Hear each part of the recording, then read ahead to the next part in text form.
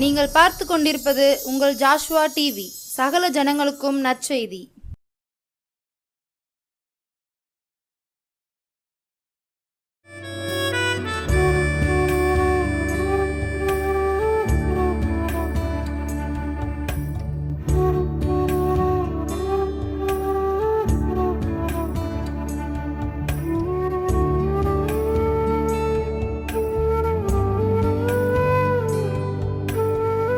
சோதரிகிற ஆண்டவரே, உம்மை துதிக்கிறோம். இந்த அருமையான வேலைக்காக உமக்கு நன்றி செலுத்துகிறேன் இயேசப்பா. ஆண்டவரே, இந்த வேலையிலும் நீங்கள் பேச முடியாய் கூட ஜெபிக்கிறோம். அடியாளை மறைத்து நீர் வெளிப்படுவீராங்க. உங்கள் நாமும் உடைய சித்தம் உடைய திட்டம் மாத்திரம் நிறைவேறட்டும். எல்லா துதிகான மகிமையெல்லாம் உமக்கு ஒருத்தருக்கே செலுத்துகிறோம். ஏசு ஜெபிக்கிறோம் நல்ல பிதாவே. ஆமேன் ஆமேன். ஹல்லேலூயா. கர்த்தருடைய நாமம் மகிமைப்படுவதாக. மறுபடியுமாக இந்த ஜாஸ்வா டிவியின் மூலம் உங்களை சந்திப்பதிலே மிக்க மகிழ்ச்சி. கர்த்தர் ஒவ்வொருவரையும் கிருபையாக நடத்தி வருகிறார். ஹல்லேலூயா. இம்மட்டு வழிநடத்தின தேவன் இனி வழிநடத்த வல்லவராய் இருக்கிறார். நீங்கள் இப்போது இருப்பதை காட்டிலும் இன்னும் கர்த்தர் 1000 மடங்கு உங்களை ஆசீர்வதித்து வழிநடத்துவாராக. நான் தெரிந்த ஒரு பாடலை பாடுகிறேன். திருப்பாதம் நம்பி வந்தேன், கிருபை நிறை இயேசுவே, தமதன்பை கண்டடைந்தே தேவ சமூகத்திலே, தமதன்பை கண்டடைந்தே தேவ சமூகத்திலே, இளைப்பாறுதல் தரும் தேவா களைத்தோரை தேற்றிடுமே, இளைப்பாறுதல் தரும் தேவா களைத்தோரை தேற்றிடுமே, சிலுவை நிழல் எந்தன் தஞ்சம் சுகமாய் அங்கு தங்கிடுவே, சிலுவை நிழல் எந்தன் தஞ்சம் சுகமாய் அங்கு தங்கிடுவே, திருப்பாதம் நம்பி வந்தே கிருபை நிறை இயேசுவே, தமதன்பை கண்டடைந்தே தேவ சமூகத்திலே. ஹல்லேலூயா. அவருடைய அன்பு நம்முடைய சிலுவையின் தஞ்சம், அவருடைய தஞ்சம் சிலுவையில் அருகில் நம்ம என்ன செய்ய முடியும், இருக்க முடியும். ஹல்லேலூயா. அவர் இளைப்பாறுதல் தரும் தெய்வர். ஹல்லேலூயா. அவருடைய நாமம் அதிசயமானவர். அவருடைய நாமம் அகிலத்தையும் சிருஷ்டித்தவர். ஹல்லேலூயா. இந்த நாளிலும் கூட நாம் எடுத்துக்கொள்ளுவோம் 1 கொரிந்தியர் 1:18. சிலுவையை பற்றிய உபதேசம் கெட்டு போகிறவர்களுக்கு பைத்தியமாக இருக்கிறது, ரட்சிக்கப்படுகிற நமக்கோ அது தேவ பலனாக இருக்கிறது. ஹல்லேலூயா. சிலுவையை பற்றிய உபதேசம், சிலுவையை பற்றிய உபதேசம் என்றால் என்ன அப்படின்னு பார்க்கும்போது, நமது நற்செயல்களால் பலன் ஒன்றும் இல்லை, நமது நற்செயல்களால் பலன் ஒன்றும் இல்லை, நமது பாவங்களுக்கு மன்னிப்பையும் அவனின்று விடுதலை பெறுவதற்கு நம்மால் எதுவும் என்ன செய்ய முடியாது. கர்த்தராகிய இயேசு கிறிஸ்துவின் சிலுவையில் நமது பாவங்களையும் பாடுகளையும் ஏற்றுக்கொண்டு துக்கங்களையும் பலவீனங்களையும் நோய்களை சுமந்து தீர்த்து முடித்து விட்டார் என்பதே. ஹல்லேலூயா. அவர் நம்முடைய பாவங்களையும் ஏற்றுக்கொண்டு துக்கங்களையும் பலவீனங்களையும் நோய்களை சுமந்து தீர்த்து முடித்து விட்டார் என்பதே இந்த சிலுவையை பற்றிய உபதேசம். ஹல்லேலூயா. ஆனால் இது எப்படிப்பட்டவர்களுக்கு பலனாய் இருக்கிறது என்று சொல்லி பார்ப்போமானால், அவர் இயேசுவின் சிலுவையின் மரணத்தையும் அவரது உயிர்த்தெழுதலை நம்பி அவரை உள்ளத்தில் ஏற்றுக்கொள்ளும் பொழுது ரட்சிப்பு அடைகிறோம். ஹல்லேலூயா. அவரை நம்பி அவரை உள்ளத்தில் ஏற்றுக்கொள்ளும் பொழுது, அவரை விசுவாசத்துக்கோடு கூட நாம் ஏற்றுக்கொள்ளும் பொழுது ரட்சிப்பு அடைகிறோம்.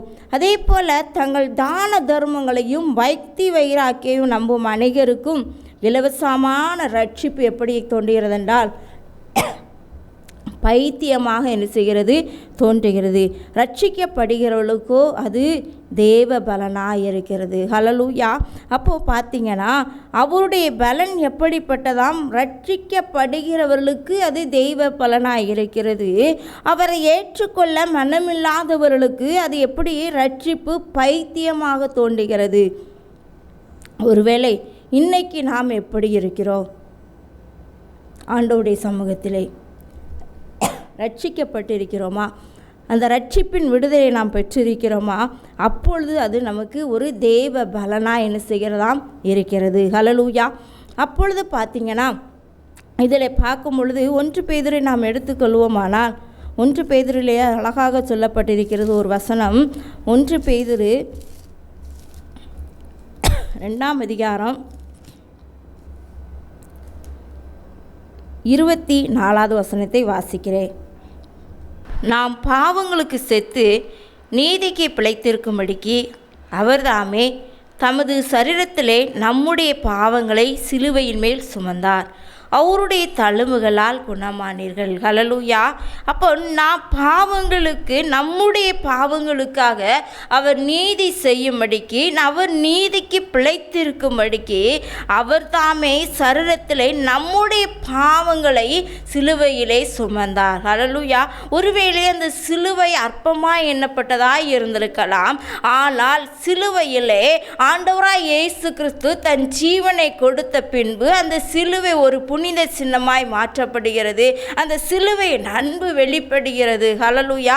அதில் ஆண்டவர் இயேசு கிறிஸ்து நமக்காக, நம்முடைய பாவங்களுக்காக நமக்கு ரட்சிப்பு உண்டாகும்படிக்கு, நம்முடைய நீதியினாலே பிழைத்திருக்கும்படிக்கு, பாவங்களுக்கு செத்து நீதிக்கு பிழைத்திருக்கும்படிக்காக அவர் நம்முடைய பாவங்களை ஏற்றுக்கொண்டு, நம் துக்கங்களை சுமந்து கொண்டு, நம் நோய்களை சுமந்து கொண்டு அவர் சிலுவையிலே வெற்றி சிறந்தவராய் காணப்பட்டார். அதனாலே தான் சிலுவையின் மேல் சுமந்தார்.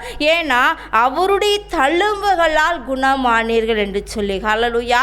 அவருடைய தழும்புகள், அவருடைய இயேசுவின் தழும்புகளாலே நீங்கள் சுகமாவீர்கள் என்று சொன்னது போல அவருடைய தழும்புகளினாலே நாம் குணமாக்கும்படிக்காக அவர் சிலுவையிலே தம்முடைய பாடுகளை நம்முடைய பாடுகளை ஏற்றுக்கொண்டு அவர் என்ன செய்தார்? சிலுவையிலே சுமந்தார். ஆனால் இந்த சிலுவையை பற்றிய உபதேசம் கெட்டு போகிறவர்களுக்கு பைத்தியமாய் காணப்படுகிறது. ஆண்டவரை அறியாதவர்களுக்கும், ஆண்டவரை ஏற்றுக்கொள்ளாதவர்களுக்கும், ஆண்டவருடைய ரட்சிப்பை பெறாதவர்களுக்கும் அந்த சிலுவையை பற்றிய உபதேசம் எப்படி காணப்படுகிறதா? பைத்தியமாய் காணப்படுகிறது. ஆனாலோ அந்த ரட்சிக்கப்பட்ட நமக்கோ அது தேவ பலனாய் இருக்கிறது. ஒருவருடைய வாழ்க்கையிலே ரட்சிப்பை பெற்று பரிசுத்த ஆவியினால் நிரப்பப்பட்டவர்களாய் காணப்படும் பொழுது அது நமக்கு எப்படிப்பட்டதாய் காணப்படுகிறதாம்? தேவ பலனாய் காணப்படுகிறது. ஹல்லேலூயா. ஒருவேளை பைத்தியமானவர்களை இனிவாழ்விலையும் கர்த்தர் தெரிந்து கொள்வார் என்று சொல்லப்பட்டிருக்கிறது. ஹல்லேலூயா. ஒருவேளை நாம் இன்றைக்கு ஆண்டவருடைய ரட்சிப்பை பெற்றுக்கொண்டு இருக்கிறோமா? அவரை நாம் விசுவாசத்தோடு பற்றி கொண்டு இருக்கிறோமா? அவரை நாம் ஏற்றுக்கொண்டு இருக்கிறோமா? அவருடைய உபதேசத்தை நாம் ஒவ்வொரு நாளும் கேட்டுக்கொண்டு இருக்கிறோமா? அவருடைய உபதேசம் நமக்கு எப்படியாய் காணப்படுகிறது என்று சொல்லி ஆண்டவருடைய பாதத்திலே நாம் தியானம் செய்கிறோமா? அதைத்தான் ஆண்டவர் நம்மளுக்கு அந்த சிலுவையின் மரணத்தின் மூலம் நமக்கு என்ன செஞ்சார்? காண்பித்தார். அந்த சிலுவையின் மூலமாக அவருடைய அன்பு நமக்கு என்ன செய்யுது? வெளிப்படுகிறது. அந்த சிலுவையின் மூலமாக அவருடைய இரக்கம் நமக்கு வெளிப்படுகிறது. அந்த சிலுவையின் மூலமாக அவருடைய கிருபை நம்மளுக்கு வெளிப்படுகிறது. தவறே தன் ஜீவனையை கொடுத்து தன் சொந்த இரத்தத்தினாலே இரத்தத்தை சிந்தினவராய் அந்த சிலுவையிலே தொங்கினார். ஏன்னா உங்களுக்கும் எனக்கும் விடுதலை கொடுக்கும்படியாக ஒரு இரத்தம் சிந்தப்பட வேண்டும் என்று, இரத்தம் சிந்தப்படுதல் இல்லாமல், இரத்தம் சிந்துதல் இல்லாமல் பாவ மன்னிப்பு உண்டாகாது என்று சொல்லப்பட்டிருக்கிறது. அந்த பாவ மன்னிப்பு எதையெல்லாமோ பழைய ஏற்பாட்டில் சொல்லப்பட்டிருக்கிறது. ஒரு உடன்படிக்கை பண்ணுகிறார். இந்த காகங்களை, இந்த புறாக்களை நீங்கள் இரத்தம் சிந்தினால் இந்த பாவங்கள் மன்னிக்கப்படும் என்று சொல்லி நியாயப்பிரமாணம் சொல்லப்பட்டிருக்கிறது. ஆனால் இந்த நியாயப்பிரமாணமோ இந்த உடன்படிக்கையோ அந்த பாவங்களை போக்கவில்லை. இந்த பாவங்களை போக்கும்படியாக கொடுக்கும்படியாகவே தன் தேவனாகிய கர்த்தர் தன் குமாரனாகிய இயேசுவை இந்த உலகத்திலே அனுப்பி எல்லா ஜனங்களுக்காகவும் மீட்பை கொடுக்கும்படியாக தன் சொந்த குமாரனை இந்த உலகத்துக்கு அனுப்பி வைத்தார். அல்லேலூயா. ஆனால் அவருடைய சொந்த இரத்தத்தினாலே மீட்கப்பட்ட ஜனமாய் நாம் மாற வேண்டும் என்பதே அவருடைய சித்தமாய் இருக்கிறது. எந்த ஒரு இரத்தமும் ஒரு பாவ மன்னிப்பை கொடுக்கவில்லை, சகல பாவங்களை நீக்கி சுத்திகரிக்கும் என்று சொல்லப்பட்டிருக்கிறது. அது இயேசுவின் இரத்தம். அவர் இயேசுவின் இரத்தம். அவருடைய இரத்தமே அல்லாமல் விடுதலை ஒன்றுமில்லை. அவருடைய இரத்தமே அல்லாமல் சாபம் மாறவில்லை. அவருடைய இரத்தமே அல்லாமல் பாவங்கள் மாறவில்லை. அவருடைய இரத்தம் சகல பாவங்களை நீக்கி சுத்திகரிக்கும். விலையேறப்பட்ட இரத்தம் இயேசுவின் இரத்தம். விலையேறப்பட்ட இரத்தம் இயேசுவின் இரத்தம். அவருடைய இரத்தம் தழும்புகளால் சுகமாவீர்கள், அவருடைய இரத்தத்தினாலே குணமாவீர்கள். எவ்வளவு அருமையான ஒரு வசனம். அவர் நமக்கு மீட்பை கொடுக்க வேண்டும் என்று சொல்லி தன்னே ஜீவபலியாக ஒப்பு கொடுத்தாரே. நாம் எப்படி இருக்கிறோம்? ஒருவேளை இந்த 40 நாட்களில் நம்ம நிறைய பொருத்தனை பண்ணுவோம். ஆனால் இந்த 40 நாட்கள் முடித்த பின்பாக உலக பிரகாரமான வாழ்க்கைக்கு என்ன செஞ்சதோ நிறைய நேரம் கடந்து போயிடும். ஆனால் இந்த 40 நாட்களுக்குள்ளாக நாம் ஆண்டவருடைய பாதத்தில் இருந்து சிலுவையின் தியானங்களையும் இந்த வசனங்களை நாம் தியானிக்கும் பொழுது நம்முடைய வாழ்க்கையிலே ஒரு புத்துணர்ச்சி வருகிறது. நம்முடைய வாழ்க்கையிலே ஒரு வசந்த காலம் வருகிறது. எப்படி ஒரு இலைகள் எல்லாம் காய்ந்து உதிர்ந்து அந்த இலைகள் எல்லாம் ஒரு துளிர்விட போகிறதோ, எப்படி அது துளிர் விடுகிறதோ, அதே போல் ஆண்டவருடைய பாதத்திலே நாம் காத்திருந்து அந்த ரட்சிப்பை பெற்றுக்கொண்டு அவருடைய சிலுவையினுடைய தியானங்களை தியானித்து அவரை நாம் துதித்து இந்த வசனங்களை தியானித்து அவருடைய பாதத்திலே நாம் காத்திருக்கும் பொழுது நம்முடைய வாழ்க்கையிலே ஒரு வசந்த காலத்தை உண்டாக்கி கொடுக்கிறார். கிருபையின் காலம். இதான் கிருபையின் காலம். நம்முடைய வாழ்க்கையை துளிர்விட வேண்டுமானால் அவருடைய பாதத்திலே காத்திருக்க வேண்டும். எப்படி ஒரு இலை உதிர்ந்து காஞ்சி உதிர்ந்து அது மறுபடியாய் துளிர்க்க போகிறதோ, அதே போல் நம்முடைய ஜென்ம சுபாவங்கள், நம்மக்கிட்ட இருக்கிற அசுத்தங்கள், நம்மக்கிட்ட இருக்கிற வைராக்கியங்கள், நம்மக்கிட்ட இருக்கிற பொறாமைகள் எல்லாவற்றையும் களைந்து போட்டு எப்படி ஒரு இலை உதிர்ந்து போகிறதோ, அதே போல் நம்மக்கிட்ட இருக்கிற ஜென்ம சுபாவங்கள் எல்லாவற்றையும் அவருடைய பாதத்திலே கழுவி சுத்திகரிக்க வேண்டும் என்று சொல்லி அவருடைய பாதத்திலே நாம் காத்திருக்கும் பொழுது, இதை விட்டு நாம் எழுந்திருக்கும் பொழுது நம்முடைய வாழ்க்கை ஒரு துளிர் உள்ள வாழ்க்கையாய் மாறும். நம்முடைய வாழ்க்கை ஒரு வசந்த காலம் வாழ்க்கையாய் மாறும். நம்முடைய வாழ்க்கை ஒரு கிருபையின் வாழ்க்கையாய் மாறும். அல்லேலூயா. இல்லை, நான் ஆண்டவர் பாதத்தில் நான் இப்படிலாம் இருக்கேன், இப்படிலாம் பொறுத்தவரை நல்லது. ஆனால் நம் ஜென்ம சுபாவங்கள் மாறவில்லை என்றால், நம்மக்கிட்ட இருக்கிற வைராக்கியங்கள் மாறவில்லை என்றால், நம்மக்கிட்ட இருக்கிற அசுத்தங்கள் மாறவில்லை என்றால் ஆண்டவருக்கு பிரியமாக நான் இருக்க முடியாது. நாம் ரட்சிக்கப்பட்டிருக்கிறோம், அவர் தேவ பலன். அந்த தேவ பலன் நமக்கு கிடைக்காது. ஒரு கழுகு எப்படி இருந்து தன்னுடைய முடியெல்லாம் உதிர்ந்து அதனுடைய காலங்கள் வரும் பொழுது அது ஒரு புது இறகு போல பலன் உண்டாக்கப்பட்டு அது புது பலன் பெற்றதாய் பறந்து போகிறதோ, அதே போல் இந்த நாட்களிலும் கூட நாம் ஆண்டவருடைய சமூகத்தில் நாம் இயேசுவே உண்மை நான் ஏற்றுக்கொள்கிறேன், எனக்கு அந்த ரட்சிப்பு வேணும், அந்த என்கிட்ட இருக்கிற எல்லா சுபாவங்கள் மாறணும்னு சொல்லி ஆண்டவருடைய பாதத்திலே அதை விட்டு எல்லாவற்றையும் விட்டு ஆண்டவருடைய பாதத்திலே ரட்சிக்கப்பட்ட ஜனமாய் நாம் மாறும் பொழுது அவர் நிச்சயமாகவே நம்முடைய வாழ்க்கையிலும் தேவ பலனாயிருக்கிறார். தேவ பலன் அவருடைய பலன், அவருடைய கிருபை நமக்கும் என்ன செய்யும், கிடைக்கும். இதுதான் ஆண்டவர் நம்முடைய சமூகத்தில் நம்முடைய இடத்துல என்ன செய்கிறார், அவர் கேட்குறார். ஹல்லேலூயா. அதே போல் பார்த்தீங்கன்னா அந்த வசனத்தில் அதே போல் இன்னொன்று சொல்லிக்கிறது. 1 பேதுரு 2ஆம் அதிகாரத்திலே இதில் பார்த்தீங்கன்னா அவர் வையப்படும்போது 23வது வசனம், அவர் வையப்படும்போது பதில் வையாமலும் பாடுபடும்போது பயமுறுத்தாமலும் நியாயமாய் தீர்ப்பு செய்கிறவருக்கு தம்மை ஒப்புவித்தார். அல்லேலூயா. அவர் எப்படிப்படலாம், பாடுபடும்போது பயமுறுத்தாமலும் பதில் பேசாமலும் பொறுமையாக இருந்தார். அதுக்கப்புறம் பார்த்தீங்கன்னா அது 20வது வசனம், நீங்கள் குற்றம் செய்து அடிக்கப்படும் பொழுது பொறுமையோடு சகித்தால் அதனால் என்ன கீர்த்தியுண்டு? நீங்கள் நன்மை செய்து பாடுபடும்போது பொறுமையோடு சகித்தால் அதுவே தேவனுக்கு முன்பாக பிரீதியாயிருக்கும். இது நன்மை செய்து பாடுபட்டு அவர் உலகத்தில் இருக்கத்தண்டியும் நன்மை செஞ்சார். நன்மை செய்ததினால் நன்மையை பெற்ற ஜனங்களை இவரை சிலுவையில் அறையும் என்று சொல்லி கூவினார்கள். அவரை விடுவீங்கள், பர்னபாசை விடுவீங்கள், இவர் என்ன செய்யுங்க, பரபாசை விடுவீங்க, இவர் என்ன செய்யுங்க, சிலுவையில் அறையுன்னு சொன்னாங்க.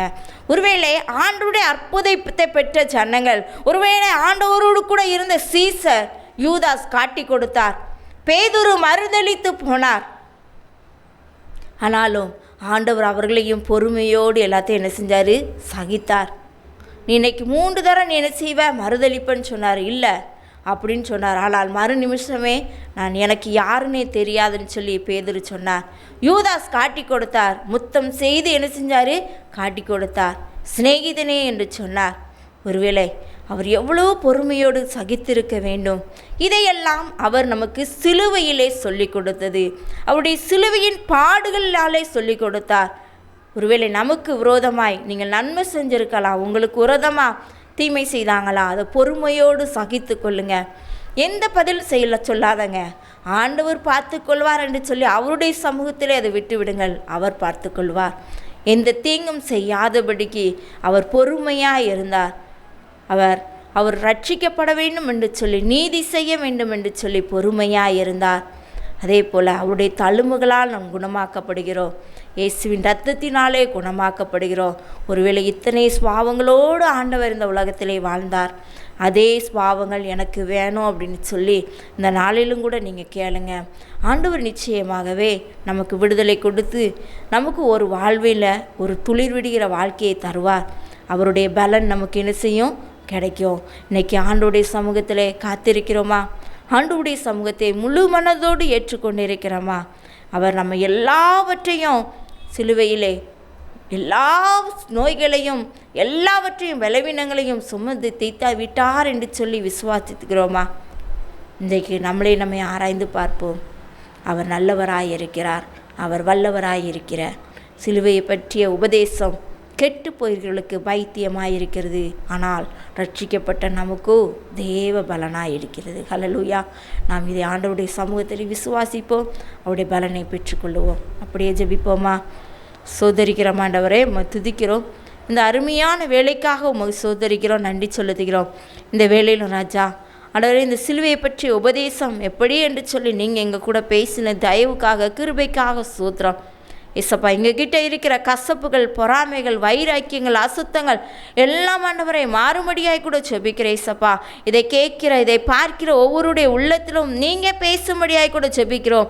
உங்களுடைய பலத்தால் இடைக்கட்டுக் கொள்வீராங்க ஆண்டவரே. பலவீனங்களையும் நோய்களையும் அண்டே சிலுவையில் சுமந்து தீர்த்து வேண்டிட்டு சொல்லி ஆண்டவரே, அப்பா நாங்கள் விசுவாசிக்கும்படியாக அந்த விசுவாசத்தை ஆண்டவரை ஏற்றுக்கொள்ளும்படியாக உம்மை ஏற்றுக்கொண்டு அந்த ரட்சிப்பை பெற்று ஜனமாய் மாறும்படியாய் கூட ஜெபிக்கிறேன். இசப்பா, பலவீனங்களை மாற்றுகிற தேவன் அப்பா, உம்முடைய தழும்புகளாலே சுகமாவீர் என்று சொன்னது போல ஆண்டவரே, யாரெல்லாம் இதை பார்த்து கொண்டு என் பலவீனம் மாறாதா, என் துக்கம் மாறாதா என்று சொல்லிக்கூட யாரெல்லாம் ஆண்டவரை உம்மை நோக்கி கூப்பிடுதாங்களோ அவங்க துக்கங்களை மாற்றி, பலவீனங்களை மாற்றி, வியாதியை மாற்றி, கஷ்டங்களை மாற்றி, கண்ணீரை மாற்றி என் தேவனாய் கத்த நீதி செய்ய வல்லவராக இருக்கி தகப்பரே, நீதி செய்யும்படியாய் கூட ஜெபிக்கிறேன். சப்பா, உங்கள் கரமாத்திரம் கூட இருந்து நடத்தட்டும். இதை ஒவ்வொருடைய வாழ்க்கையில் நீர் ஆண்டவரை நிறைவேற்றி கொடுப்பீராங்க. உங்கள் நாமம் உம்முடைய சித்தம் உம்முடைய திட்டம் மாத்திரம் நிறைவேறட்டும். எங்களை உம்முடைய கரத்தில் ஆண்டவரை தாழ்த்தி அர்ப்பணிக்கிறோம். எல்லா துதிக்கான மகிமை எல்லாம் உமக்கு ஒருத்தருக்கே செலுத்துகிறோம். இயேசுக்கு ஜெபிக்கிறோம் நல்ல பிதாவே, ஆமேன் ஆமேன். ஹல்லேலூயா. கர்த்தருடைய நாமம் மகிமைப்படுவதாக. God bless you. ஆமேன்.